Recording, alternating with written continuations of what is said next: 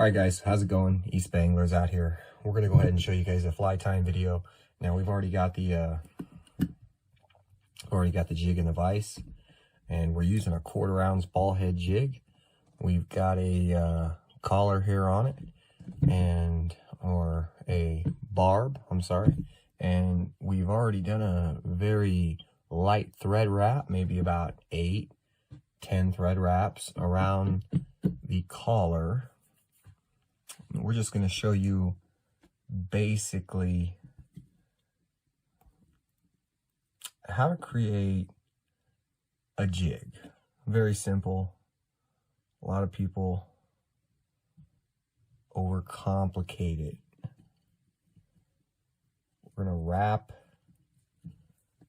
this, which is actually just a half. So this right here is 20 strands, but it's a half. And we're just going to wrap it around. Okay. Going to distribute it evenly. Pinch it on the bottom. Pull it down on the sides. And at this point, wrap. Now when you wrap, you want to wrap as tight as you possibly can. As close to the top of the ball head as possible. Okay. If the wrap doesn't go just the way you want it, and you don't feel it going just the way getting in that same groove over and over, unwrap, take your time, just for a few seconds there, getting it. Okay. Now we're going to go ahead and we're going to take our fingers and go ahead. We're just going to, one time, give it a cinch. Oh, 2 times with the cinch. If something gets caught, I'll just pull it out. But 3 times on that cinch. And we're going to go ahead and do a few more.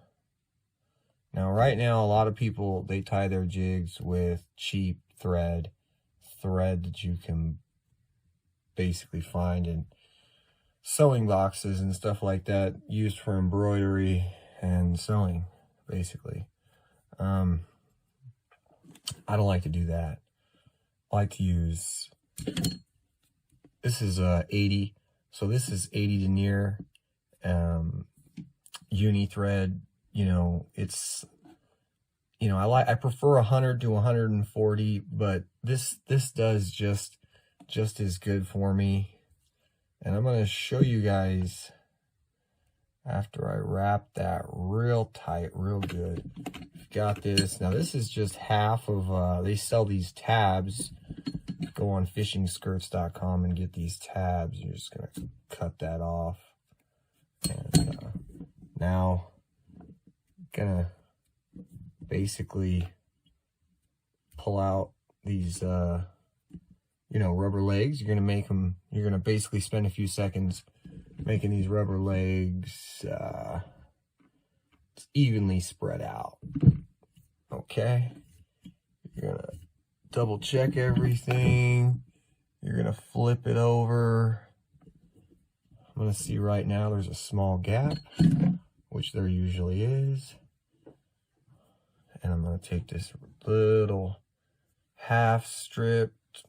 It's a half strip, but it's just a real thin strip for this particular situation. And we're just going to flip it over. We're going to do the same thing. We're going to be very careful to lay this flat like, and then very careful when we get this thread going in that same, we want to go in that same groove.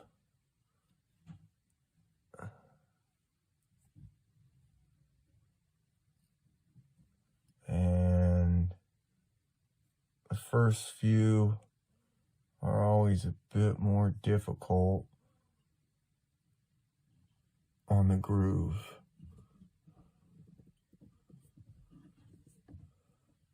But it looks good.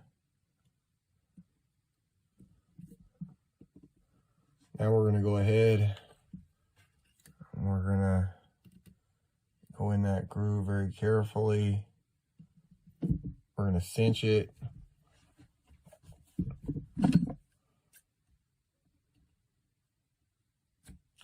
Cut this, spread out those,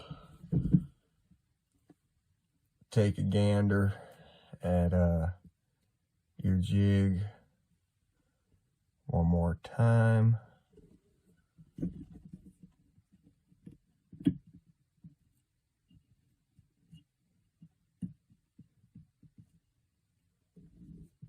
And then give it a couple extra wraps. Cinch it up.